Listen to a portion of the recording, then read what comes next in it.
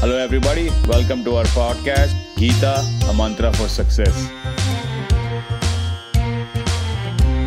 So, today we're going to talk about Chapter 6. Chapter 6 provides practical techniques of how to get into meditation. So, here Krishna gives us a detailed explanation of meditation for the layperson. Okay. So, we'll share some key points as usual from Perima's interpretation. Sure. Krishna reminds us again, before you get into meditation, be a karma yogi. We have spoken about it. So now let me take a moment to explain this. Yes, okay? please do. So in the Gita, the word yogi often has a more modest definition. Can mean a person who does his or her job without any attachment of the rewards. That's also yoga. Or it can be rendered as one who has attained the goal of meditation. Okay. So that is also yoga. Makes sense. But however, in Patanjali or other ancient philosophy, yoga or yogi literally means one who is accomplished in yoga. And yoga means pretty much integration of the spirit. Focus was more on meditation. But here, Krishna understands meditation is not easy for everyone. Of course. So he says that, if you have an extreme desire for materialistic things, or you are envious, wicked, selfish, greedy, or you are fearful or scared or stressed, or whatever extreme emotions you have because of the, external factors, then meditation is going to be very difficult for you. Yeah, makes sense. So now meditation is dhyana yoga, right? So it is a process of discovering an inner path that leads to the true essence of life. If you are influenced by the outer world or Prakriti or Maya, obviously you will find meditation very difficult. Okay. Now let's speak about the lifestyle of a yogi. Okay. It starts with what you eat, when and how you sleep, how you keep yourself fit, that you have to be healthy or physically fit in order to be mentally fit. So here, influenced by Gita teachings, Sri Adi Shankaracharya provided simple tips for moderating our eating habits. Okay. He says that one should have a sense of how big one's appetite should be and then divide it into 4 parts. 2 parts of that appetite should be filled with solid food, 1 part with liquid, and 1 part should be left empty. So don't overeat, right? Don't overeat. So you should eat only till you're about 75-80% full. He says that one who has a well-regulated diet, exercise, conduct, and sleep is fit to become a meditator. Krishna also explains how we interact with others affect our life. First of all, can you be friends with everyone?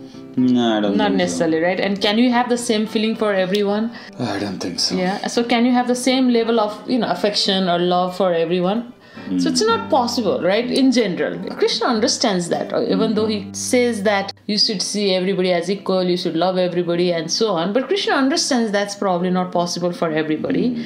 So what he says is he explains different kind of feelings we develop for others and how those feelings influence our meditation. First one is this feeling of satru or enemy.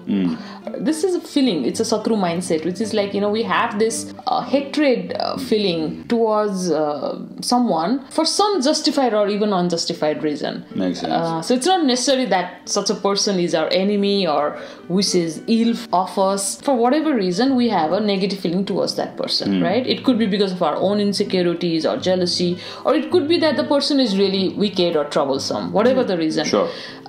So what Krishna is saying is, it doesn't matter what your reason is for having that feeling, but harboring ill feeling for anyone is not helpful if you want to get into dhyana yoga or meditation. Makes right? perfect sense. So instead, actually let me share what Patanjali says, like focusing on developing maitri, which is friendliness or loving, karuna, which is compassion, mudita, which is delight, and upeksha, which is disregard or calmness, is probably a better strategy. So let me explain. Be friends with happy people, maitri. Surround yourself with such people. Happy Makes people sense. makes you happy, right? But when you see an unhappy person, be compassionate, which is karuna. So when you see a virtuous person or a successful person, learn to be delighted. So that is mudita. And when you see a wicked or not so virtuous person, disregard them, which is upeksha. Do not let them be your satru or enemy, and do not let them rule your mind. No, makes sense. Don't let them live rent-free in your mind. Yeah. Perfect. Brilliant. And I think we do the opposite most of the times, especially when it comes to gossiping and negative thinking. Right? Yeah. So that's it's satru mindset. That's satru mindset. Anyway, here are some tips about how to go about with your meditation, how to start, right? First, we find an appropriate place to meditate. Okay. A suitable spot for your practice should be clean and comfortable. Okay. Wherever you're meditating should be comfortable, should be clean, and it should be something that does not distract you. Okay. Right? Second, Krishna offers a bit of advice about holding the body, the neck, and the head in a straight line. So keep your body, head, and neck in a straight line, sitting absolutely straight with the straight spinal column, as it prevents drowsiness. Okay. The key is to control the mind and senses and focus the mind at one point, right? Basically, your mind should not fluctuate. You cannot just close your eyes and be thinking about your stress or have the Shatru mindset or think about a movie. You can't let your mind be distracted. Yeah, That's pretty much what it is. That is not meditation. Then Krishna gives practical advice, which is moderation is the path. Neither extreme self-denial or abstinence nor indulgence will aid in meditation. And there is one very interesting question in this chapter. Here Arjuna asks, what happens when you get into meditation or lead a life of a yogi and we fail? So it's not necessarily that we all get enlightenment in one life, right? We cannot be Buddha in one go. Makes sense. Yeah. Good question. So what is the use of doing all these things? What is the use of Jnana Yoga? What is the use of Dhyana Yoga? Why should we invest in it? That's the question. And I think that's a very fair point. Good question. So what Krishna says is, whatever you learn in this life, you will take that experience in your next life. So if you remember, even in Sankhya philosophy, it suggests that your Atman, when it leaves your body after you die, it takes something like some experience you had in this life, right? To some extent, I think it carries those memories or something. Exactly, it's like a memory stick. It's a flash drive. You take it with you to the next life. That's why you do Jnana Yoga. Yeah. So let me tell you a story. This probably comes from the Vedas, and I think it's mentioned. It's probably mentioned in Sankhya philosophy too. Okay. This concept is quite popular in our Hindu culture, Hindu tradition. What it says is like the Atman, the soul, exists in all species of life. Right. It's not only with human beings, that's right? That's common, right? So at the time of the death, the Atman is carried by this subtle body to a new gross body, and that is according to the law of karma, right? Now, what is interesting is karma is not created in the lower species. Okay, lower than humans. Yeah, only human life carries karma.